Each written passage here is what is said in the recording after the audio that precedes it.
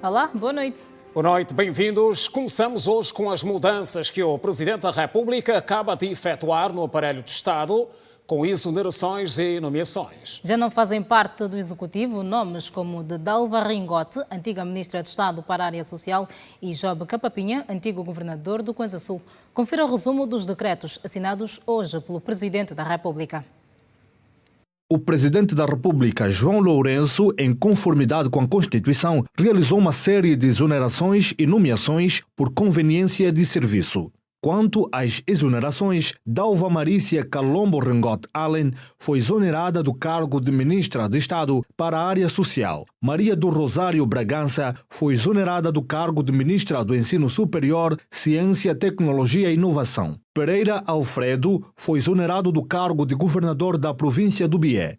Mara Regina da Silva Batista Domingos Quiosa foi exonerada do cargo de governadora da província de Cabinda. Job Pedro Castelo Capapinha foi exonerado do cargo de governador da província do Kwanza Sul. Lotino Lica foi exonerada do cargo de governadora da província do Ambo. Diolinda Ódia Paulo Satula Vilarinho foi exonerada do cargo de governadora da província da Lunda Norte. Quanto às nomeações, Maria do Rosário Bragança foi nomeada Ministra de Estado para a Área Social.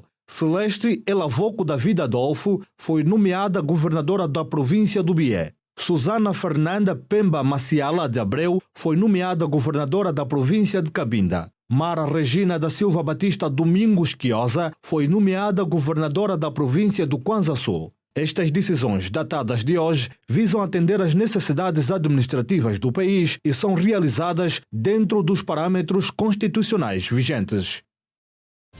Girassol Jornal, primeira edição da semana, outros destaques: economia nacional, contas de mercado, números que marcam o mês de junho em relação à inflação e reações de especialistas. Comércio geral, negócios e resiliência em meio à instabilidade do mercado.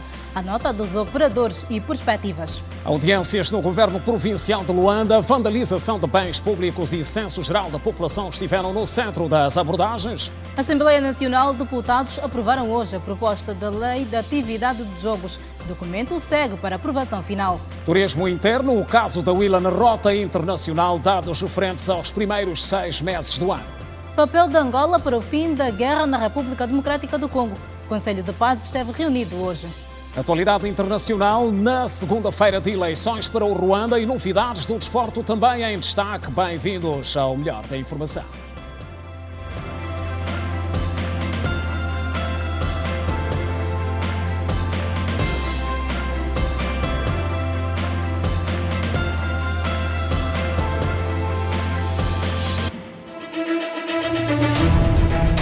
Do futuro. Nossa ambição para os próximos 4 anos é a de descontinuar a utilização das centrais térmicas. Tome nota.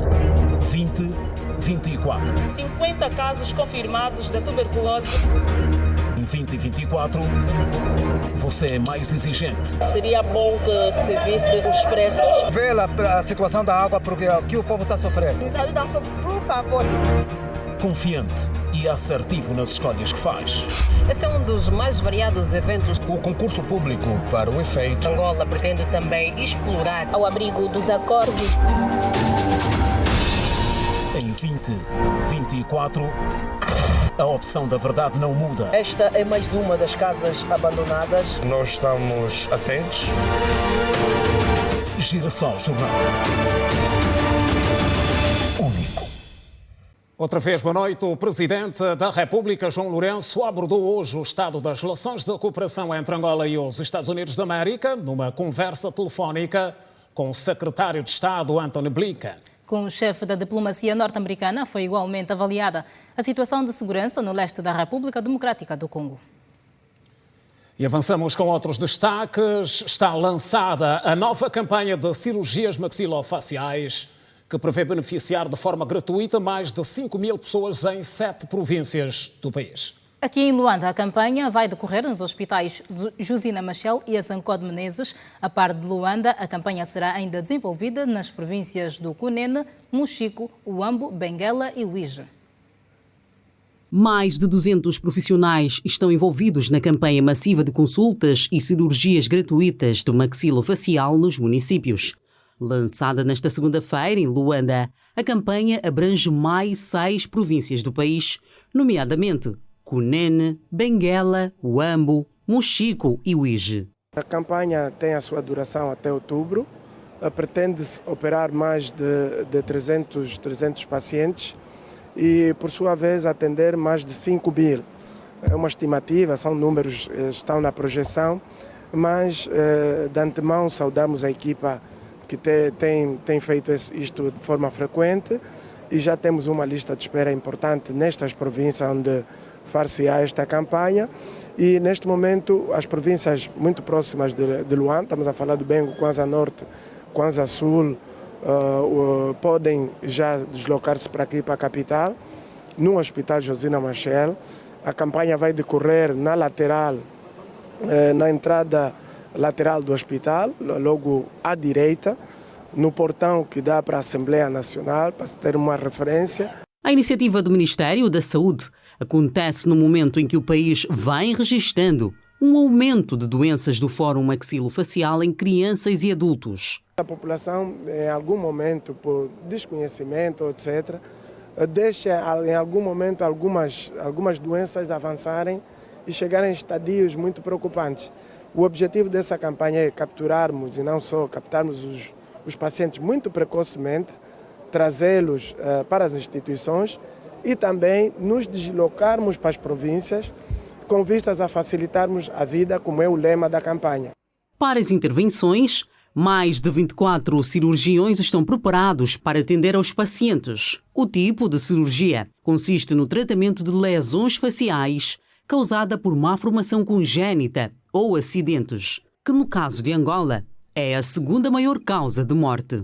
Por conta da patologia da altura passada do lábio leporino, notamos que tem outros pacientes com outras patologias que são muitos, que meia volta pedem apoios, quer no Ministério, quer apoio nas redes sociais, e nós, muitas das vezes, quando estamos com esses pacientes, notamos que nem sequer conseguem uma consulta. E há dificuldades também de saírem dos seus municípios para virem até aqui o hospital, quer de ordem financeira, quer de outros fóruns. Então, achamos por bem facilitar a vida dos pacientes. Daí o lema Facilita a Minha Vida. Facilitar a vida em que aspecto? Nós nos deslocamos aos cidadãos, ficamos lá no máximo um mês ou uma semana a um mês nas localidades, fazer as consultas e fazer as cirurgias desses mesmos pacientes. A campanha de consultas e cirurgias gratuitas de maxilofacial nas 7 províncias do país decorre até outubro deste ano. E as operações de combate à criminalidade realizadas no último fim de semana aqui em Luanda resultaram na detenção de mais de 40 cidadãos. São operações que tiveram lugar no período de 11 a 14 deste mês. Os detidos são acusados de crimes que variam entre violações sexuais, roubo e outros. 45 indivíduos implicados em vários crimes foram detidos pela Polícia Nacional no âmbito do combate à criminalidade e de várias operações realizadas em todo o país. O porta-voz da Polícia Nacional destacou a detenção de 5 indivíduos envolvidos em burla, falsificação ideológica, abuso sexual a menores e outros crimes. Foram detidos 45 indivíduos implicados em vários crimes, desde roubos à residência, burlas por defraudação, e outros crimes, não é?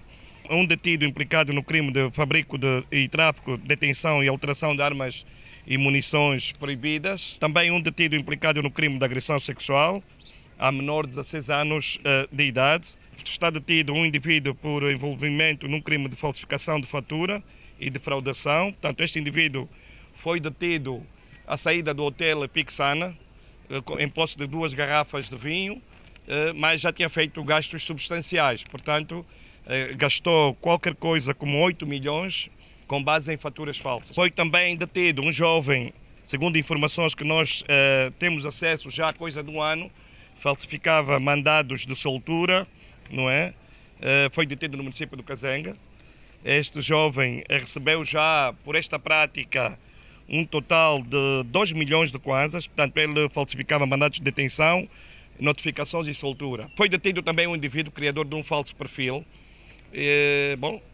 As tecnologias estão aí e também O crime cada vez mais vai ganhando outro modus operandi, tendo em conta a inteligência que envolve alguns modus operandi. Com 32 anos, um dos detidos é acusado de burlar mais de 11 milhões de kwanzas a uma antiga patroa. O meu crime é burla, que me envolvi com uma senhora, na qual burlei um valor total de 11 milhões e 800 kwanzas. Eu conheço a senhora desde o ano de 2012, quando na altura eu era operativo de terminal no porto de Luanda, na qual tirava mercadorias nos terminais da Sogester e Unicarga. Este ano eu me encontrei com a senhora nos arredores do porto de Luanda. Acusado de porte ilegal de armas, o suspeito conta a sua versão dos factos. Esse mesmo brique do peito, ele tem um segurança na rua dele, que ele já tem controlado a movimentação dele. Então, acho que ele estava a dormir, o segurança estava a dormir, ele conseguiu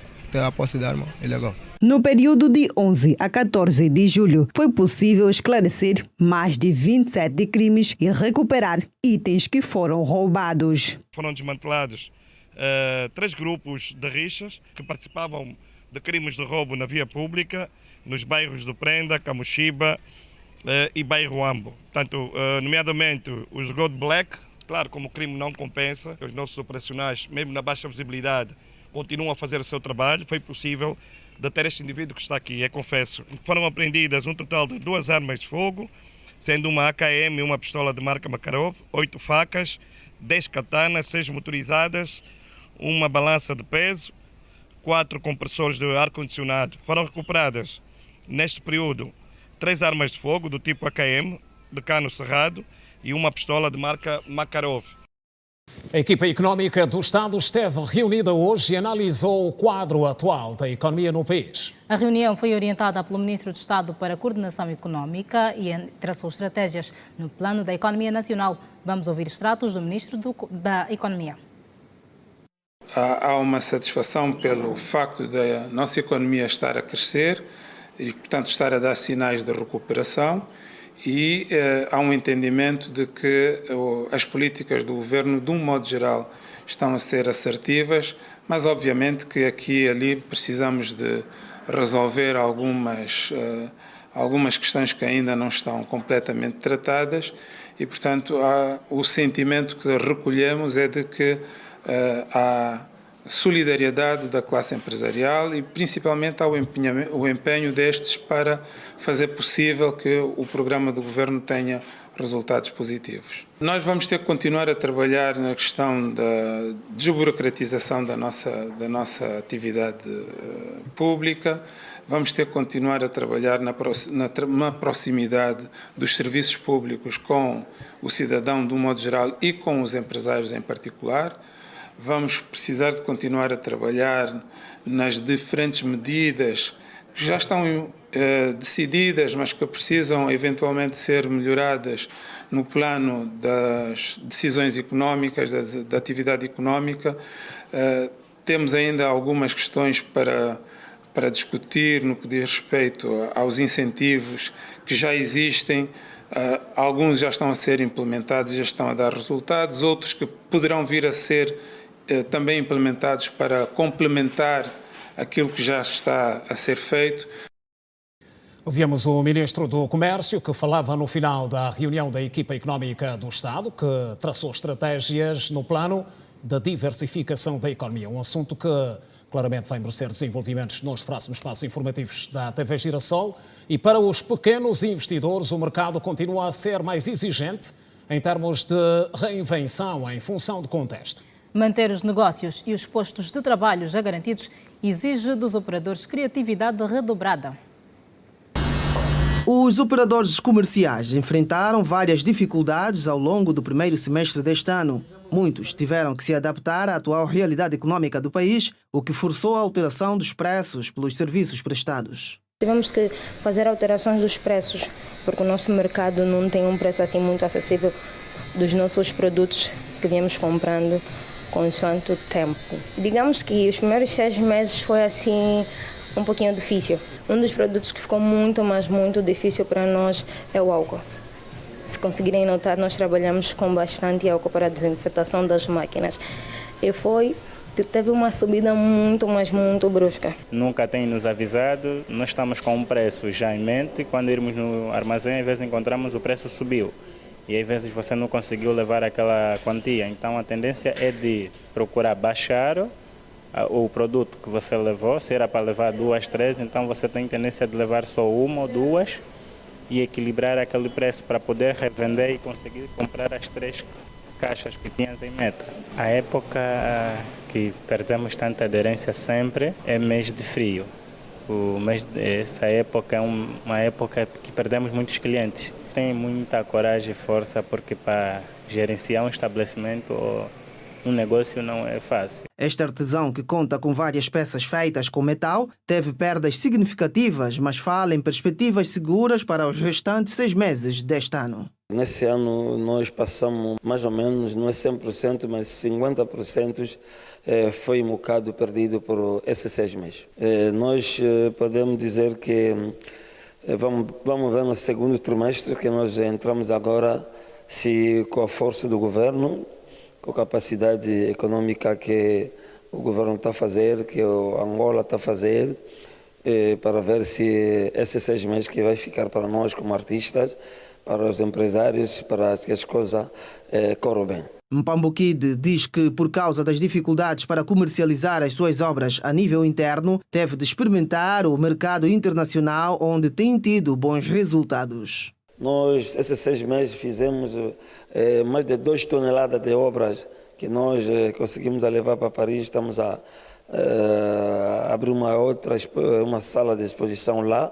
O francês, o estrangeiro gostaram da nossa arte. Estamos a fazer força, estamos a oferecer muitas coisas. Vamos ver se daqui a 6 meses, até janeiro, vamos ter um bom resultado para o nosso país, para nós começarmos a oferecer também ao nível nacional.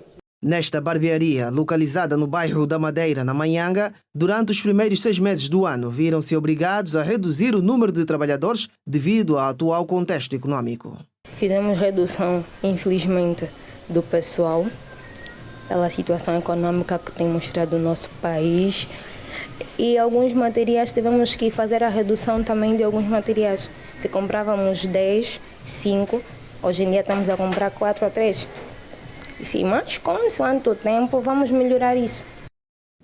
E temos conversa a seguir com o economista Pedro Coassa. Está de volta aos nossos estúdios, é a presença habitual. Doutor Pedro, boa noite, bem-vindo. Boa noite, Simeão. Obrigado pelo convite. Pois, estamos sempre a falar de economia, aliás, por isso é que o doutor está sempre presente, e hoje com novos motivos de conversa, a começar por esta preocupação dos operadores, sobretudo pequenos investidores. Que leitura podemos fazer desta preocupação que se apresenta em relação ao contexto no mercado?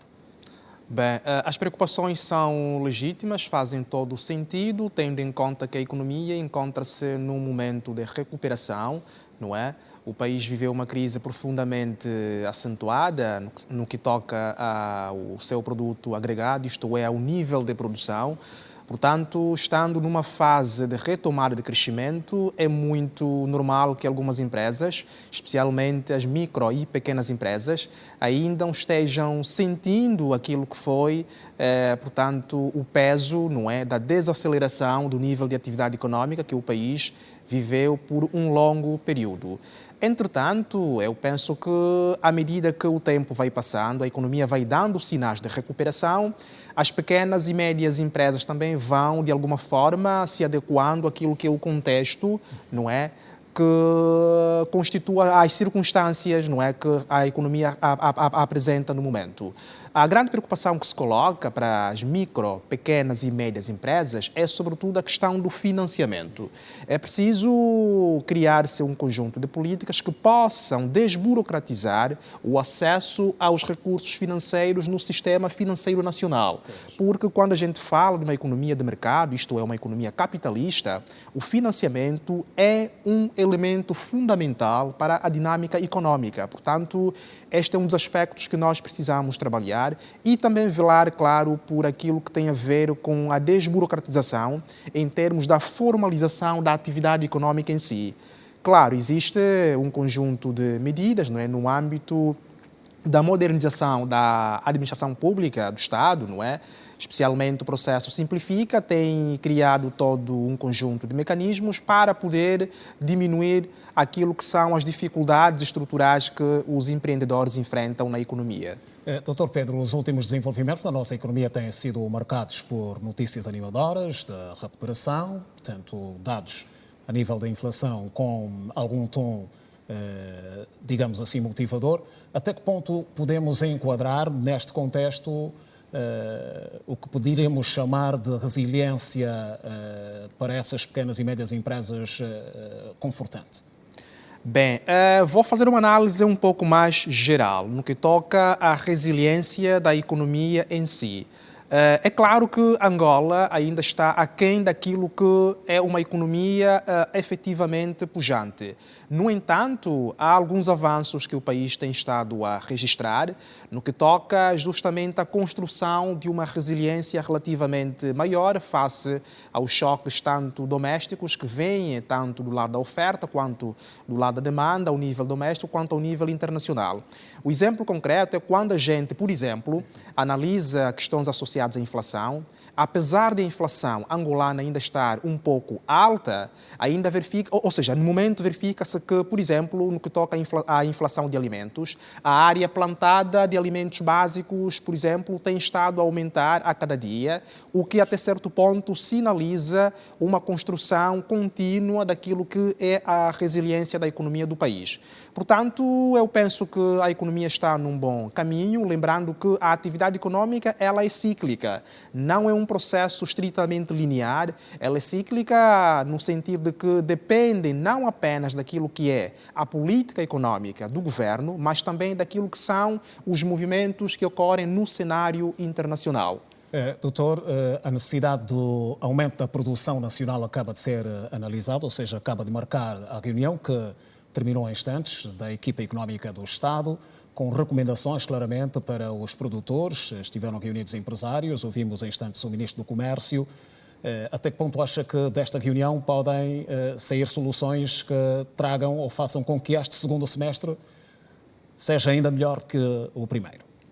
Bem, para o segundo semestre é muito pouco provável que, digamos assim, as medidas, não é, as saídas deste encontro se façam sentir, tendo em conta que é um espaço de tempo muito curto. Entretanto, a reunião mostra claramente de que existe todo um conjunto de esforços no sentido de poder dotar a economia de maiores capacidades para poder fazer frente às turbulências que possam surgir no decurso do tempo. Há uma preocupação muito importante, que já referenciei no começo e que também se verificou na matéria que passou, não é? De desburocratizar aquilo que é a economia. Isto é muito importante, porque quando a gente fala de uma economia em desenvolvimento como Angola, é muito importante, por exemplo, potenciar não apenas o investidor local, mas também atrair o investimento estrangeiro. Mas quando a gente fala de atrair o investidor internacional, precisamos olhar para um conjunto de condições que o país oferece ou não para poder acomodar este investimento.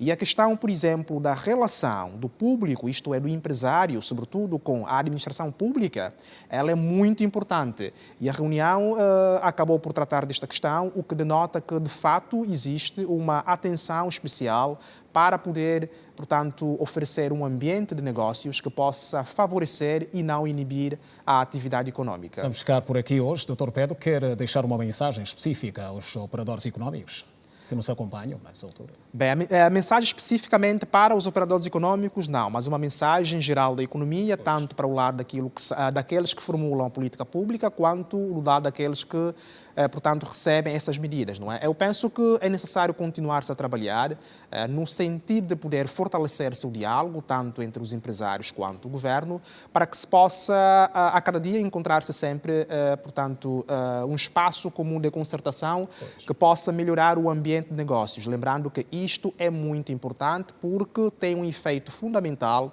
na geração de empregos para a população, na geração de receitas tributárias para o governo e também na formação de capital, ou seja, na expansão e o aprofundamento da capacidade produtiva da economia, o que é muito positivo para a competitividade do país, não apenas entre as empresas, mas também do país, aquilo que tem muito a ver com o resto do mundo. Dr. Pedro, mais uma vez, obrigado por este momento e até uma próxima oportunidade.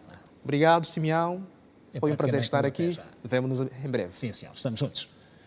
E na província da Huila, a administração municipal de Quilengues aposta no relançamento da atividade económica com prioridade voltada para a dinamização da atividade agropecuária. E uma das saídas encontradas passa também pela aposta na formação de quadros. A administração de Quilengues está a relançar o desenvolvimento económico do município que se situa na zona norte da província da Huila. Segundo o administrador Adriano Alberto Pedro, as autoridades apostam na agropecuária, produção de minerais e também na formação de quadros qualificados, solicitando para o efeito a colaboração das instituições de ensino superior. O governante falava este sábado no Fórum de Desenvolvimento Económico de Quilengues, promovido em parceria com a Universidade Mandume Yandé Mufaio. Realizamos este fórum para que possamos alavancar alguns setores-chave, que considero fundamentais para o crescimento do nosso município. Isto é, investir em infraestrutura é essencial para facilitar o comércio, melhorar a qualidade de vida e atrair investimentos. No setor da educação e capacitação, devemos formar e preparar o homem angolano em várias áreas de saber e com competência e aptidões para transformar e desenvolver o nosso município. Por isso, vamos continuar a promover parcerias com instituições afins para a implementação do ensino superior no nosso município, bem como manter parcerias com empresas para fornecer programas de capacitação que preparem os nossos jovens para as demandas do mercado de trabalho atual. Para a professora universitária Yolanda Fortunato da Silva, o contributo da academia para o setor dos recursos minerais em Quilengues é fundamental, dado o potencial do município. Nós formamos muitos estudantes que são nativos aqui de Quilengues, só que após a sua formação, muitos deles ficaram mesmo no município de Lubango, ou então foram para a cidade de Luanda. Dizem lá haver mais oportunidades de trabalho e condições sociais melhores. Mas nós temos formado, continuamos a formar nas várias áreas de engenharia e ficamos muito felizes em saber que temos no nosso leque de estudantes dos vários pontos da província da Huila. O também docente universitário Madureira Chivangolula valoriza o cooperativismo e a agricultura familiar no desenvolvimento sustentável do município. Nós consideramos que os sistemas agroalimentares devem ser sustentáveis. Devem ser sustentáveis desde o ponto de vista econômico, do ponto de vista social e do ponto de vista ambiental. E, na prática, consideramos de que quando os produtores têm uma visão nesta vertente, tendem a produzir alimentos de maior qualidade, tendem a aplicar todas as técnicas que existem para se atingirem o desenvolvimento sustentável, aumentando a produção, a produtividade e garantindo também empregos e ter alimentos de qualidade. Nós achamos que as cooperativas, a agricultura familiar devem sim utilizar essas técnicas. A vida lá onde tudo começa. Passos de progresso.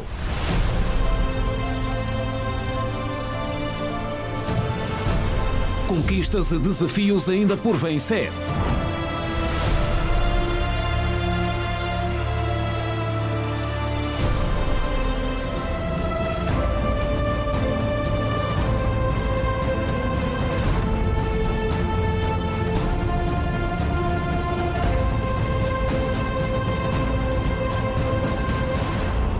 Vilas. Exclusivo. Situação na RDC. Papel de Angola no processo de mediação. Novos desenvolvimentos. Em destaque.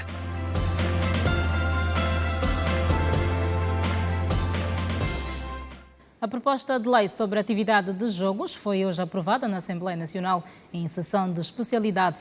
O documento, que passou com 38 votos, visa estabelecer um sistema fiscal equitativo e alinhado com padrões internacionais. A proposta de lei da atividade de jogos foi aprovada na especialidade com 38 votos durante uma reunião conjunta da Assembleia Nacional. A legislação visa estabelecer um sistema fiscal equitativo e alinhado com padrões internacionais, além de proteger os interesses do Estado, jogadores e investidores do setor. Finalmente temos também, do ponto de vista do regime fiscal, um alinhamento, eu diria, mais consentâneo com o que as melhores práticas indicam e que também está alinhado com que os países de jurisdições próximas à de Angola também vão implementando nas suas jurisdições. Toda a preocupação que tem que estar com os efeitos que o jogo pode provocar sobre os seus utilizadores e como é que se podem desenvolver mecanismos que venham mitigar, diria, os efeitos deste jogo. A lei abrange a autorização e registro das entidades que exploram jogos, define o regime fiscal aplicável e estabelece normas para o jogo responsável e a prevenção da lavagem de dinheiro. Criar balizas, criar fronteiras, criar, digamos assim, limites relativamente, não dando espaço às questões do financiamento do terrorismo a nível do nosso país. Temos algumas casas que funcionam à margem da lei, mas de forma oculta, e esta lei veio precisamente para regular, para, digamos assim, dar ordem na casa, de forma a que essas casas não possam existir e não possam funcionar de forma ilegal e que possam trabalhar de acordo com a legislação. No alto mar não temos informações relativamente a isso. Da própria indústria de jogos será então implementada como proposta uma taxa cujo valor será totalmente consignado para ações de mitigação dos efeitos que o jogo causa nas famílias, causa também na sociedade em si e então neutralizar estes efeitos nocivos, embora maioritariamente os jogos são conhecidos como uma atividade lúdica que serve exatamente para descontrair e ao mesmo tempo também gerar ganhos para quem joga. A supervisão das atividades será conduzida pelo Instituto de Supervisão de Jogos, responsável pela regulação e fiscalização do setor para garantir a estabilidade, integridade e transparência das operações de jogo. No Governo Provincial de Luanda, o dia ficou marcado por audiências. Foram recebidas pelo Governador Manuel Homem várias individualidades. Destaque para o Secretário-Geral do Conselho das Igrejas Cristãs em Angola. No centro das abordagens esteve a preocupação com o fenómeno da vandalização de bens públicos e o Censo Geral da População e Habitação. Temas como a vandalização dos bens públicos e o recenseamento geral da população e habitação, aprazado para este ano, dominaram as conversações entre o governador provincial de Luanda, Manuel Homem, e o secretário-geral do SICA, Vladimir Agostinho, no âmbito da cooperação institucional entre o governo provincial de Luanda e as organizações da sociedade civil. Temos visto muitos gritos na cidade de Luanda e não só. Por isso viemos conversar com o senhor governador da província de Luanda, apresentar todas essas preocupações que têm a ver com a vida social do povo, também o fenômeno da vandalização dos bens públicos, não só é uma preocupação para o governo da província de Luanda, mas também para a igreja, e por esta razão nós abordamos todas essas questões de formas a encontrarmos caminhos para juntos continuarmos a melhorar e a construir um país cada vez melhor. Sobre o censo 2024, o responsável do SICA disse que estão preparados para trabalhar com o governo, tendo em vista uma maior divulgação do processo no seio das populações. Nos preparamos para o censo populacional, que vai acontecer no dia 19 de setembro, e a Igreja reconhece que o censo não começa agora, porque quem decreta o primeiro censo populacional foi o próprio Deus no livro de Números. Por isso, nós também aqui nos comprometemos a trabalhar com o governo da província de Luanda para o censo populacional. De audiência em audiência, Manuel Homem recebeu também o bispo da Diocese de Viana, Dom Emílio Sumbelelo. A conversa entre as entidades foi baseada na concertação de ideias que têm que ver com a realização da habitual peregrinação ao Santuário da Mucima.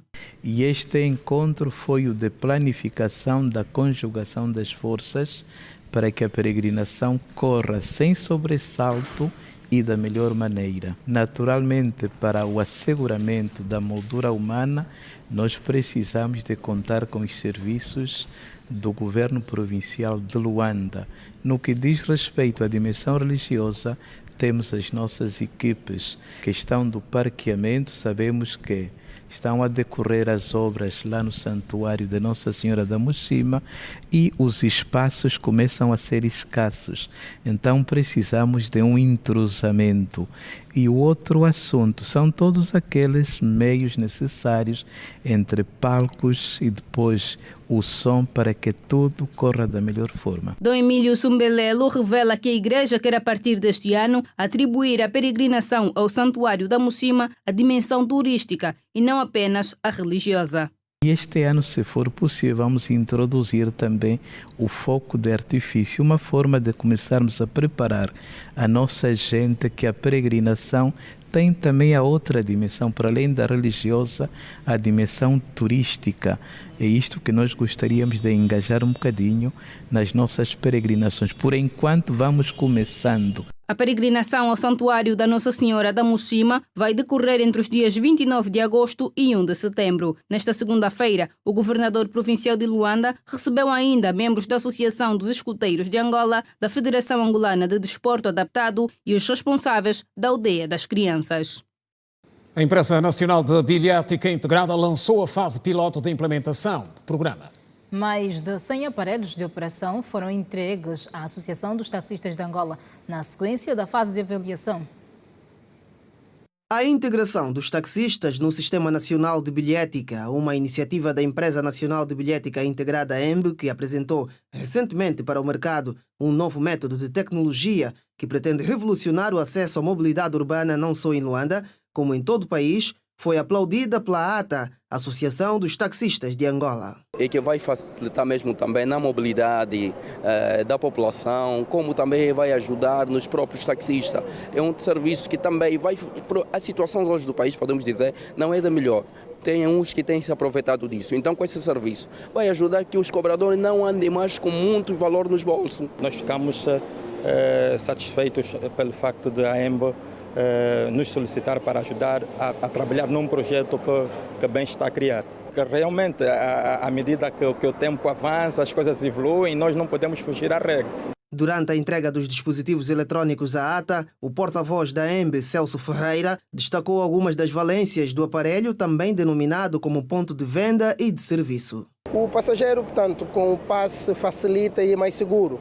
Permite que o passageiro não tenha de andar necessariamente com quantias avultadas para pagar o táxi.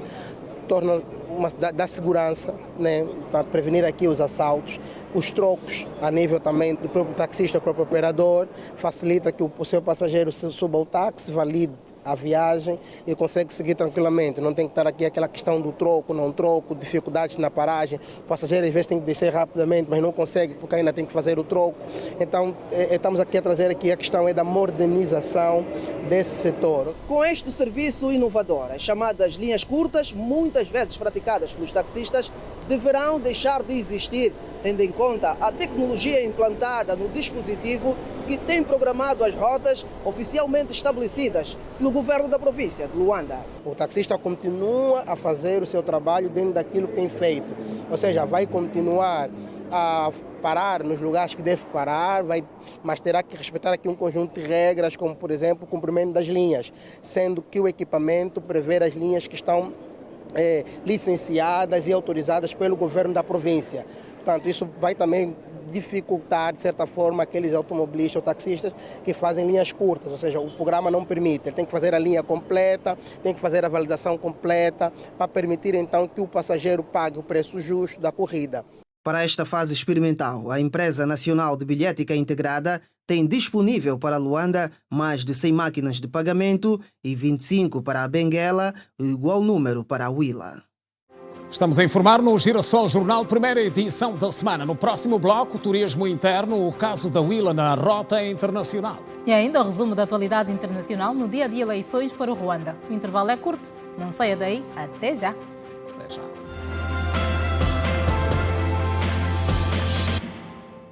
Já de volta para a segunda parte do Girassol Jornal, o filho do fundador da UNITA, Jonas Savimbi, criticou a reação do atual líder do Partido do Galo Negro em relação à fundação criada em homenagem ao pai. Numa carta dirigida ao Adalberto Costa Júnior, Sakaita Savimbi escreveu que foi com tristeza, perplexidade e indignação que a fundação tomou contacto com a mensagem.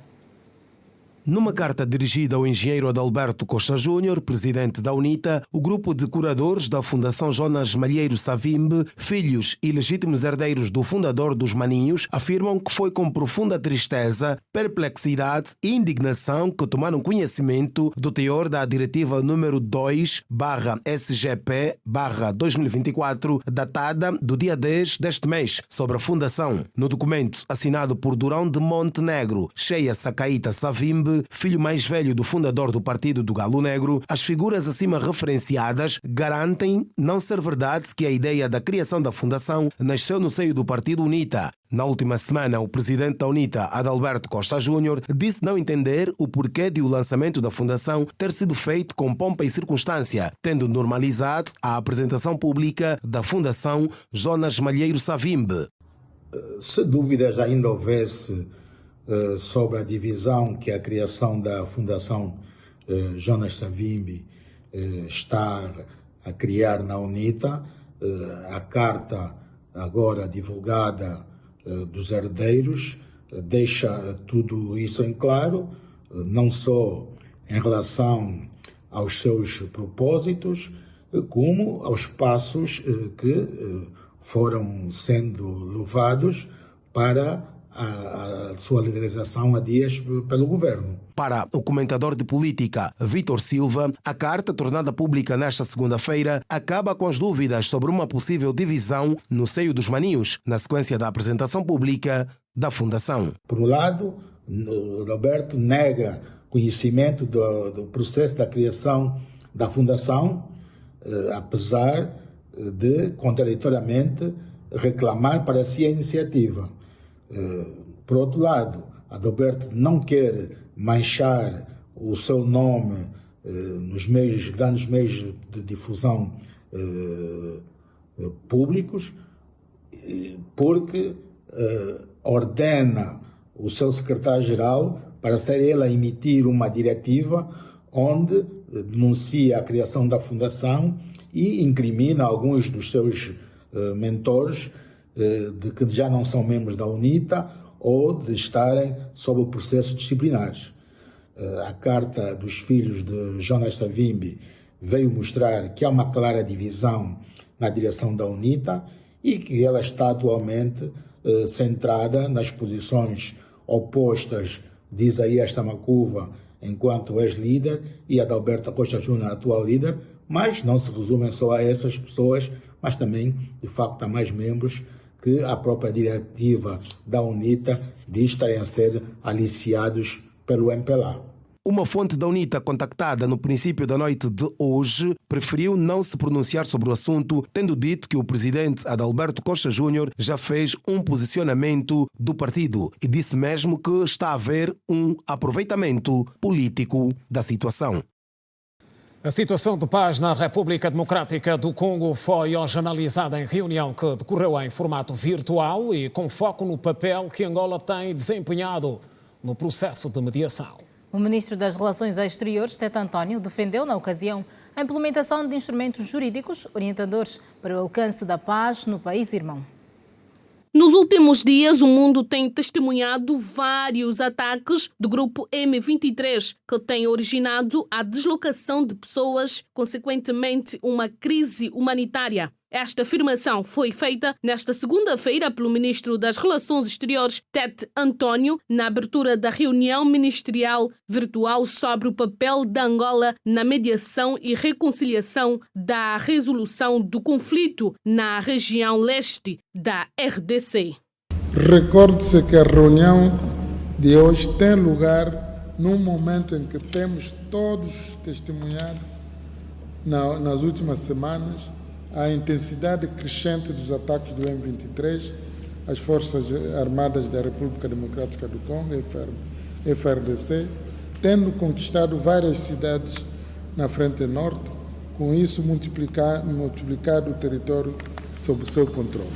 O objetivo principal desta reunião é apoiar a mediação, portanto, de Sua Excelência João Manuel Gonçalves Lourenço, no que diz respeito ao conflito no leste da RDC e também fazer com que as partes continuem engajadas na procura de uma solução negociada, portanto, de diálogo, porque é conclusão de todos que o uso da força não vai ser, portanto, a solução para nós podermos ter uma RDC pacificada. Tete António apontou de igual modo a reativação e a implementação de instrumentos jurídicos orientadores para o alcance da paz na região leste da RDC. É claro que citamos no nosso discurso aqui de abertura, falamos de um princípio que é sagrado cá no nosso continente, que é a não indiferença. A República de Angola não pode ficar indiferente a um acontecimento deste, quando se atenta à vida de um candidato, portanto, na campanha eleitoral dos Estados Unidos da América. Angola, com certeza, condena este ato e como costumamos dizer aqui aqui na República de Angola, que a violência política não é a solução para se encontrar, portanto, para se chegar nem ao poder, nem para resolver problemas que um país conhece. Portanto, uma violência na política, aliás, uma violência contra um candidato nos Estados Unidos da América, neste caso o candidato Donald Trump, portanto, só pode ser condenada pela República de Angola. O ministro das Relações Exteriores aproveitou a ocasião para deixar patente que Angola condena o ataque contra Trump e que o país não fica indiferente perante estas situações. E olhamos a seguir para a atualidade além fronteiras. Deputados da Gâmbia rejeitaram uma proposta de lei que pretendia acabar com a proibição da circuncisão e mutilação feminina, em vigor desde 2015. Após meses de controvérsia e pressão internacional, os deputados rejeitaram todas as propostas de alteração ao texto. Este é um dos assuntos em destaque na atualidade internacional para conferir agora. O presidente moçambicano Filipe Nyusi apelou hoje, em Maputo, aos tribunais constitucionais da Comunidade dos Países de Língua Portuguesa, CPLP, para serem fatores de paz e estabilidade através da proteção da dignidade humana. O funcionamento eficaz da jurisdição constitucional é um fator de paz e estabilidade, uma garantia de respeito pela dignidade da pessoa humana e pelos direitos fundamentais, afirmou Nyusi. O líder moçambicano exortou aos tribunais constitucionais para serem acautelantes na fiscalização da interdependência entre os vários poderes, sublinhando que a colaboração deve ser feita na estrita obediência da legalidade constitucional.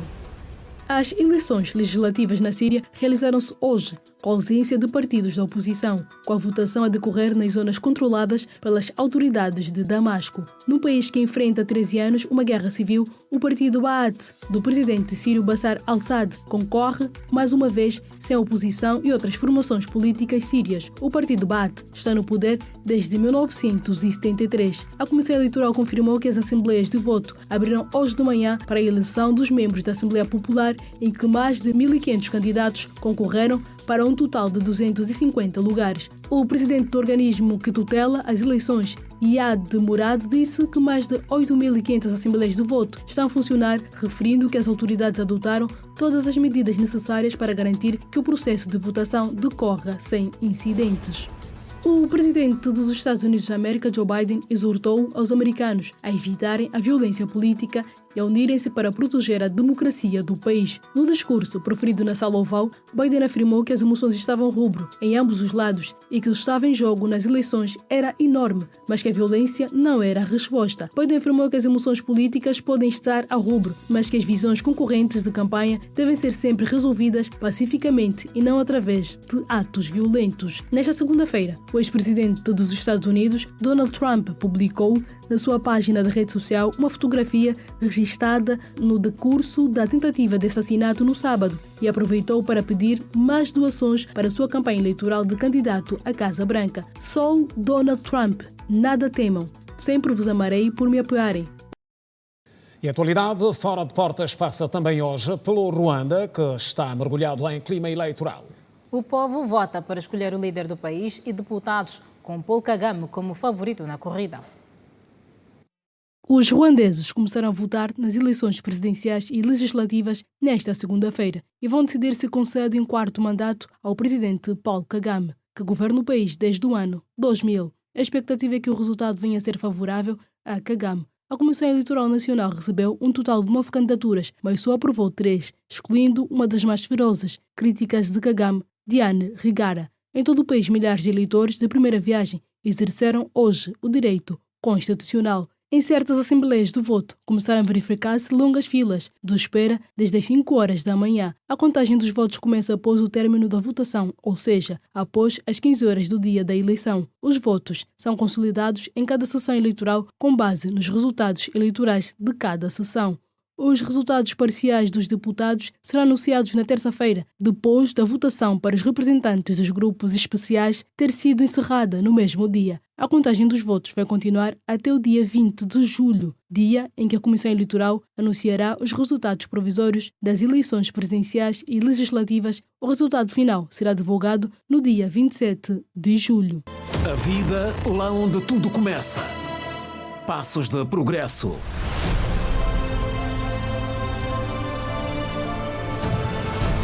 Conquistas e desafios ainda por vencer.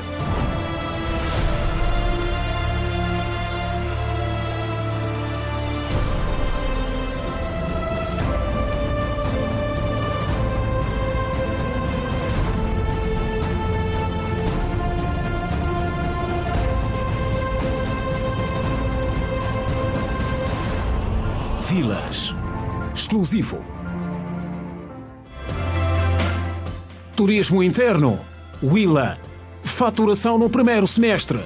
Em destaque.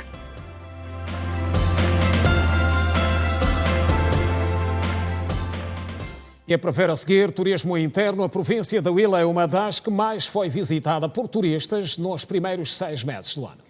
A dinâmica influenciou pela positiva a faturação no setor hoteleiro. As autoridades esperam que o segundo semestre seja melhor. A taxa de ocupação dos hotéis da Willa no primeiro semestre deste ano ficou na faixa dos 80% a 90%.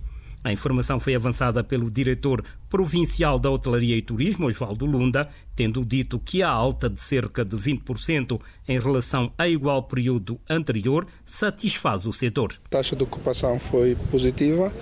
Nós estamos a dizer que nas principais unidades hoteleiras tivemos taxas de ocupação que rondaram entre 80% e 90%, essencialmente aos fins de semana, que para nós é extremamente positivo. Nós vamos nos encontrando cada vez mais com alguma dificuldade em conseguir alojamento nas unidades de referência na província da Willa, o que é positivo. O que nós vamos continuar a fazer é trabalhar com as outras unidades hoteleiras para então ver se melhor oferta para mais turistas. Para Osvaldo Lunda, a alta foi impulsionada pela realização de grandes eventos na província. O governo provincial tem acolhido cá na província vários encontros internacionais, o que tem feito com que a procura seja cada vez maior.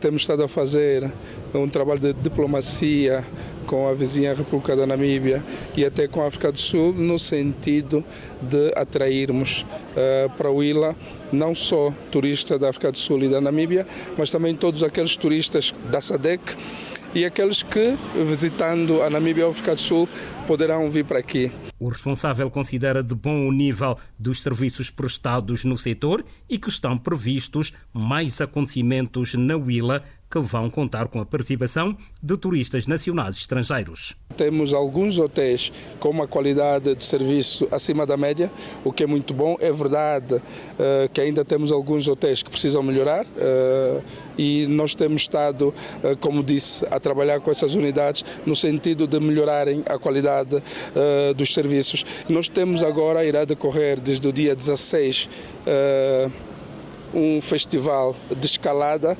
onde teremos turistas desta área entre o dia 16 e dia 25, aqui na Serra da Leba a fazer escalada. Então esperamos ter, já sabemos que tem no grupo ingleses, americanos e esperamos que tenham mais, porque esta é a pretensão.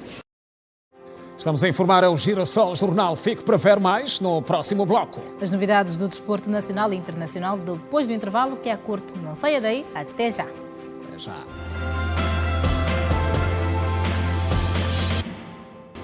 Regresso e com o desporto para ver, Janete. Exatamente. Quem traz as novidades é o Júlio dos Santos, que já cá está. Júlio, boa noite. Boa noite, Janete Meio-Dia e Simeão Mundula. Cá estamos nós para contar tudo sobre o desporto a nível nacional e internacional. Vamos a isso. Viva, muito boa noite. Arrancou nesta segunda-feira em Luanda o primeiro seminário de profissionalização de clubes de futebol em África, com o objetivo de capacitar os clubes de futebol.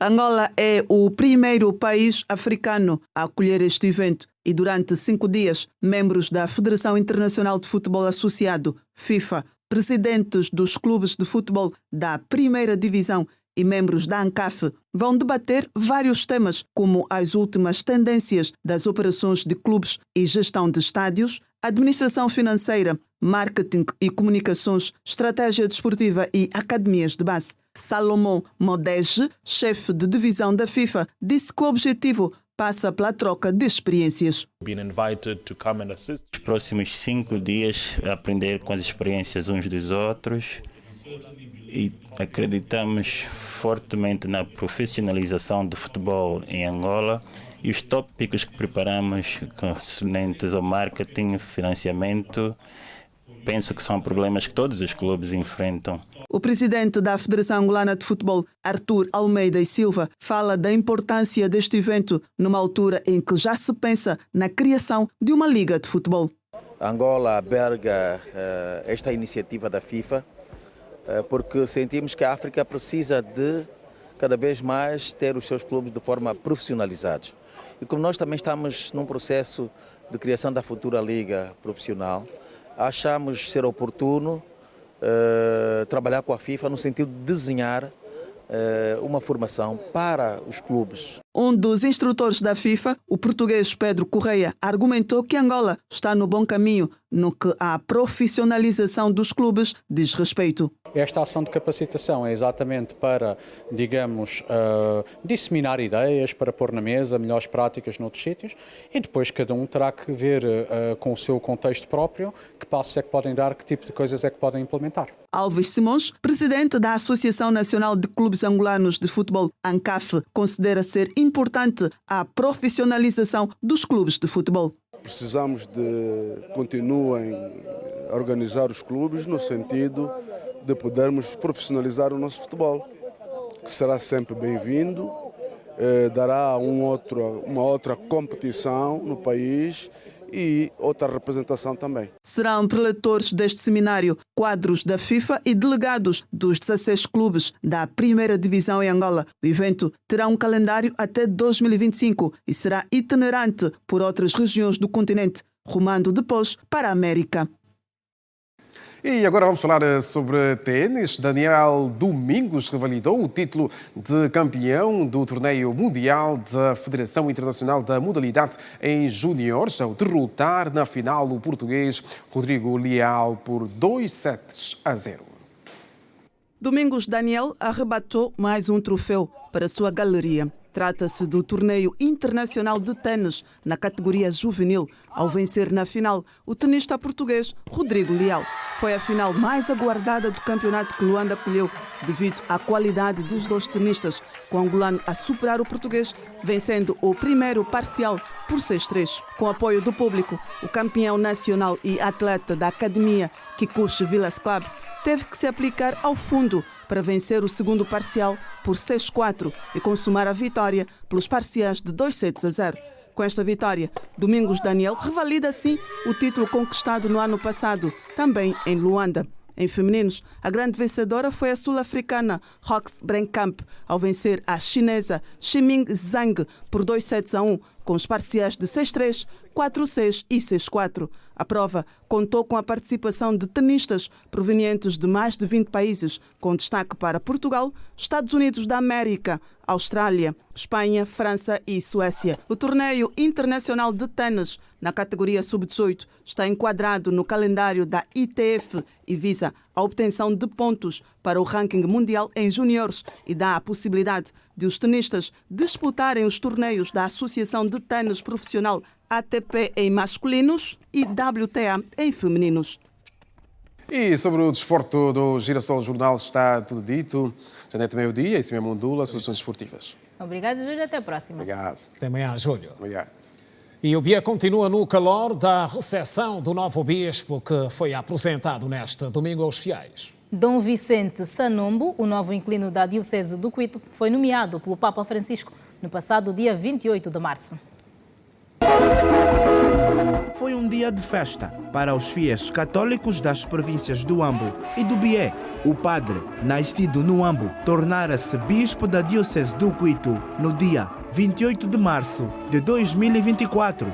Familiares do agora bispo da província eclesiástica do Bié dançaram em sinal de alegria por esta missão que o Vaticano confiou a Dom Vicente Sanombo, ao seu jeito.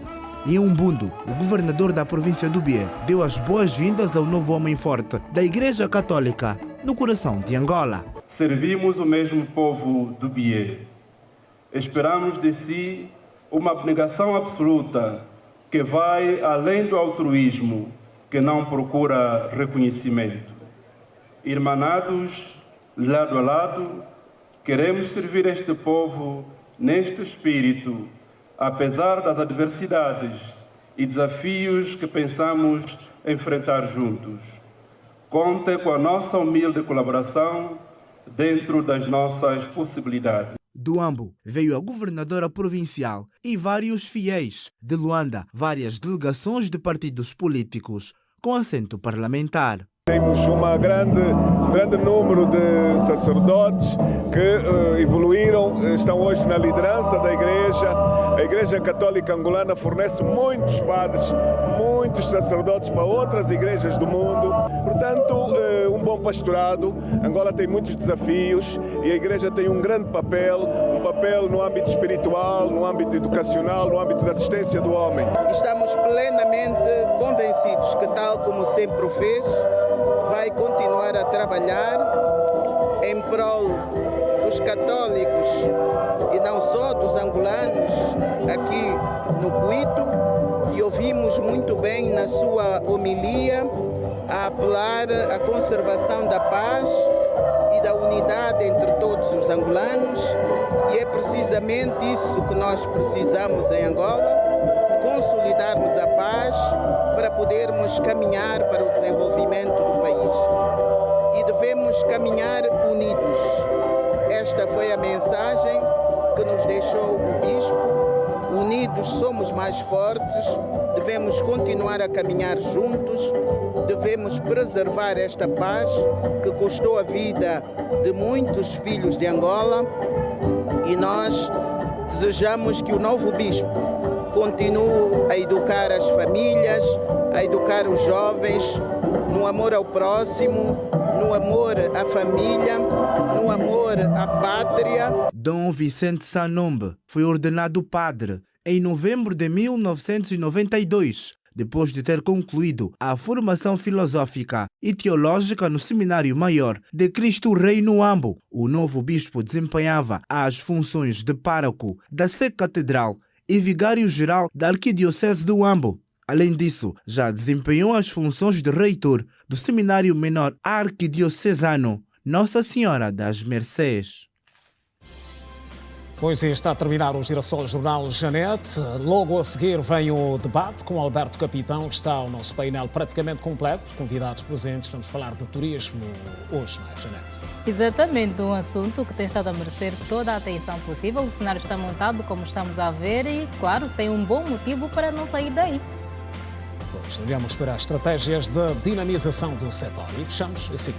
Exatamente por hoje, quanto ao Girassol Jornal, está tudo dito. A equipa volta amanhã, quando for 19h45. Até lá, boa noite. Boa noite, bom debate. Estamos juntos.